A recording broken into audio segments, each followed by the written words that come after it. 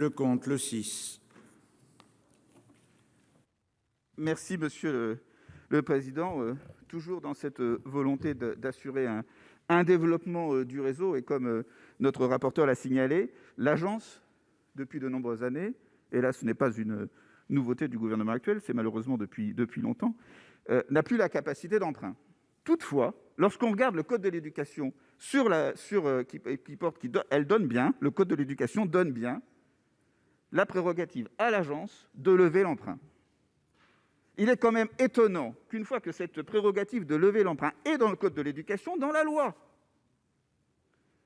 parce qu'une autre loi donne une prérogative au gouvernement de décider qui est ODAC, que le gouvernement décide de mettre l'AEFE sur la liste des ODAC, nous disent ensuite d'ailleurs quand on l'interroge « Ah, c'est pas nous, c'est l'INSEE, l'INSEE est indépendante », et empêche tout développement à l'AEFE. Et donc, cet amendement repose la question de la réalité de ce que on nous dit depuis des années, c'est-à-dire que, est-il réel que l'AEFE n'a pas de capacité d'emprunt, alors que dans la loi, c'est indiqué qu'elle peut lever l'emprunt. Et nous souhaitons réaffirmer que l'AEFE peut lever l'emprunt, et qu'elle peut lever l'emprunt après examen de son conseil d'administration. Que la loi soit respectée, que le gouvernement respecte la loi, qu'à partir du moment où, dans le code de l'éducation, nous avons déjà voté au Parlement que l'AEFE pouvait lever l'emprunt, nous souhaitons que l'AEFE puisse le faire et que ce soit sous contrôle de son conseil d'administration. C'est ce qui permettra le développement du réseau. C'est l'avis de la commission. Alors, lors de la création de l'AEFE, il est effectivement prévu qu'elle puisse emprunter, mais la loi de programmation des finances publiques pour les années 2011 à 2014 a interdit aux ODAC d'emprunter, et j'ouvre les guillemets, je reprends le texte, nonobstant toute disposition contraire des textes qui leur sont applicables. Ces ODAC sont au nombre de 700 avec l'AEFE. On imagine que si chacune se met à emprunter, pauvre État qui est déjà submergé par les dettes, il n'en sortirait plus. Bien. Cet amendement n'apporte pas de solution à cette situation. Il ne permet pas de remettre en vigueur la disposition implicitement abrogée par la loi de programmation des finances publiques. Seule une loi financière pourrait le faire, et encore à l'initiative du gouvernement. Le dispositif proposé est donc inopérant. L'avis est défavorable. Avis du gouvernement. Merci, Monsieur le Président. Naturellement, j'ai veillé à réinterroger l'INSEE sur ce sujet-là. Parce que c'est un sujet qui est bien identifié. Il était précisé par le rapporteur que, effectivement, la décision remonte à 2011, le classement ODAC. Et donc l'INSEE, en date de mai 21, je lis exactement ce qu'elle nous dit. Le comptable national considère ainsi que l'AEFE est une administration publique appartenant du fait de sa compétence au sous-secteur des administrations centrales et classée sans ambiguïté dans le secteur des ODAC. Donc voilà, les choses sont claires de ce point de vue-là. Maintenant, c'est vrai, ça a été excellemment dit. La décision a été prise en 2011. De 2011 à 2014, vous aviez une majorité au Sénat, vous aviez une majorité à l'Assemblée nationale. Hélène Conway-Mouret était ministre. Que ne l'avez-vous fait? Bon, monsieur Lecomte, brièvement, parce que vous n'allez pas monopoliser la parole tout l'après-midi. Monsieur le Président, nous examinons une loi, je suis désolé, il y a des amendements, on les discute.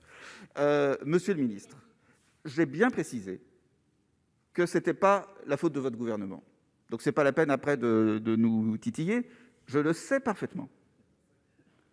Bon, ceci étant dit, monsieur le rapporteur, vous êtes parlementaire. Monsieur le rapporteur, vous êtes parlementaire. Quand une loi précise que l'AEFE a une capacité d'emprunt, acceptez-vous derrière que le pouvoir réglementaire place l'AEFE sur la liste des ODAC avec une procédure totalement opaque pour retirer ce que le Parlement a voté et vous retirer la capacité de l'emprunt à l'AEFE? Moi, je dis que ce n'est pas normal. Et ce n'est pas une question d'attaque de tel ou tel gouvernement. Je dis c'est aujourd'hui, en tant que parlementaire, nous avons voté la loi. Il n'est pas logique de se faire dessaisir par une procédure opaque de qui décide, de qui est placé en ODAC. Surtout, monsieur le ministre, que l'AEFE aujourd'hui, on peut le regretter, mais il y a des recettes qui sont plus des recettes qui viennent de son activité qu'une subvention publique. C'est-à-dire qu'il y a beaucoup d'établissements publics qui sont comme l'AEFE, qui ont des recettes, qui ont des ressources propres qui sont moins importantes que l'AEFE et qui sont sortis de la liste des ODAC. Et pourtant, l'AEFE n'est pas sortie de la liste des ODAC. Donc, 2 raisons. La première, il n'est pas logique qu'en tant que parlementaire, nous acceptions que le pouvoir réglementaire retire le pouvoir quelque chose que nous avons voté dans la loi. Et la deuxième chose, c'est que même si nous acceptons le principe des ODAC, l'AEFE a des ressources propres qui sont supérieures à sa subvention publique, et il n'est donc pas logique qu'elle reste sur la liste des ODAC. Et si vous laissez... C'est terminé, monsieur Lecomte. Monsieur Lecomte, vous respectez indépendant. le temps de parole, ça suffit. Merci. Madame Cazebonne. Non, juste si dans l'esprit, je pourrais rejoindre mon collègue parlementaire, je voulais simplement dire quand même, pour établir aussi une vérité, que c'est pas satisfaisant ce que je vais vous dire, j'en conviens, mais c'est quand même une réalité. Aujourd'hui, l'Agence d'enseignement français à l'étranger a quand même recours à un emprunt qui est octroyé par France Trésor, qui a des dérogations pour aller jusqu'à 7, parfois 9 ans de capacité de remboursement. Donc, j'entends et j'aurais tendance à vous rejoindre sur le principe, nous sommes d'accord. Malgré tout, il y a quand même une possibilité d'emprunt par dérogation qui est accordée à l'agence. Bon. Très bien, je mets aux voix l'amendement 6 avec 2 avis défavorables. Qui est pour? Qui est contre? Il est rejeté. Monsieur